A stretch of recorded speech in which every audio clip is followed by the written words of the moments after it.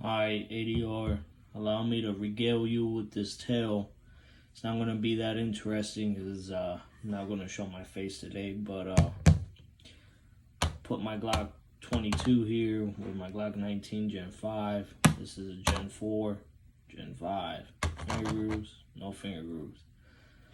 Alright, so this story is relatively short, at least for me. So, this is how a female can almost get you killed, man. Even with the best intentions. So, I have been going out with this girl for about, and this happened recently, 3 to 4 months. And, you know, obviously you can't tell people everything, right? But she knew just a tiny bit, whatever she needed to know that, hey, I'm not like everybody else. And why I, observe things and pay attention to my surroundings and who's coming, who's going, right? So anyways, always says she's down, blah, blah, blah. She ain't scared of nothing, and, she got my back, and she's cool. She knows I'm not into anything crazy, so she ain't worried about it, right? So fast forward to this time that we're hanging out at a nearby park. It's about 10 o'clock at night. None of the brothers or sisters are around. So, and it's a relatively safe area, you know what I mean? Like I said, anyways, at least down here we ain't rolling like other chapters, you know what I mean? But anyways, so we're in there in the park. And then I see we're the only ones there, the only car there. Well, my car, her car. We're talking outside. And this black Dodge Charger pulls up with tint. And it slowly creeps right behind our cars, right? But it doesn't stop. It just slowly creeps when it gets to where we're at, keeps going. And I already peeped it. I already heard the car coming, so I already looked over my shoulder and was paying attention to the car, right? Because, somebody gonna do something, might as well look you in the face, right? So anyways, I wasn't mad dogging, I wasn't staring too hard or anything. I was just letting them know, yo, I'm paying attention. This is nighttime, it's dark, it's a park. Only a couple reasons why people go to a park at night, right? So,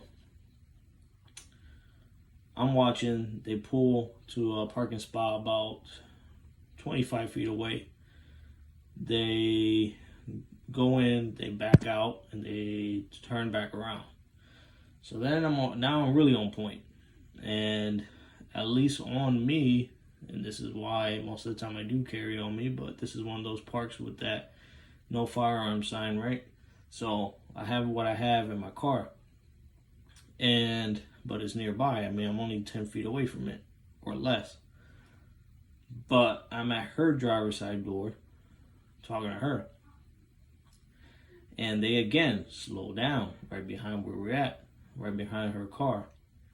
And I'm just looking, they keep going.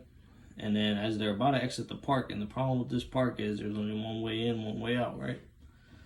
Which can be good and can be bad, right? So they are about to head towards the exit. They not really block off the exit, but they're to the right, you know what I mean? So they're not taking up the whole road, but they stop, and they're about 50 feet away from us at this point. They stop. I see a little one get out from the passenger side. He had dreads, and another person get out from the driver's side, right? There's two of them. And then without saying a word, all of a sudden, they both start letting shots off, but not towards us, but in the air, in another direction, right? And as soon as this pops off, her first instinct is to grab my damn arm and pull me down.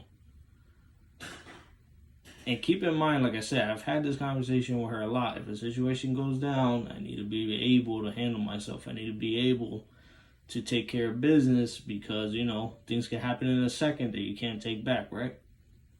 So as this is going off, as soon as the first shot went off, all I felt was a hand grip my arm, nails into my forearm and pull me down. And she's like, what's going on? They're crazy. What are they doing? That is not the time to be asking those kind of questions. I needed to get out and go to my car and get ready, because what's to stop them from aiming that stuff where we're at? Right? So this whole time when I feel her arm grab me, I wasn't expecting her to grab me, because like I said, she had been talking all this stuff thinking that she ready if something crazy like that were to go off. And she's hanging on with the death grip. And there was too many thoughts in my mind, but I couldn't take my eyes off of what they were doing, because I was making sure they weren't going to turn my way with those things, you know what I mean? Or start running to where we were at.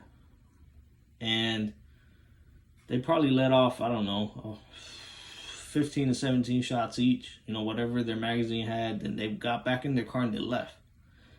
But they were close enough that you can't even hear the casings hit the ground, right?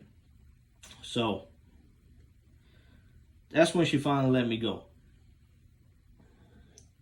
And needless to say, I was angry. I was beyond angry. Because keep in mind, like I just said, when they pulled into the park, they pulled in right behind us. They slowed down. They pulled into a spot, they backed out, and they slowed down again. So if they were already willing to step out their car and use that, what was to have stopped them from running over to where we were at, robbing me of whatever money I had on me, robbing her of her phone and my phone and dipping, or doing something else? Because if somebody's willing to shoot off in the air, they probably don't want no witnesses, right? So anyways, they let off shots in the air into some trees, whatever. And then they dip. And it was like 10:30 at night. And I don't remember the tag, right? I remember what state it was from, which I'm not going to say. I remember what state it was from, and I remember, and it wasn't from mine, but it was a nearby one, close enough that I know. And that had dark tint, right? And I know what color they were, and I know, like I said, that one guy had dreads, and the other one, I don't remember. I was more or less paying attention to the passenger one, because that was the one I saw as soon as he got out. He had something in his hand. Anyways, so I was hella pissed. Then she's asking me, why am I mad at her for having that reaction? And I'm told her, like, that could have ended badly. Like, thank goodness it wasn't nothing to do with my life, you know what I mean?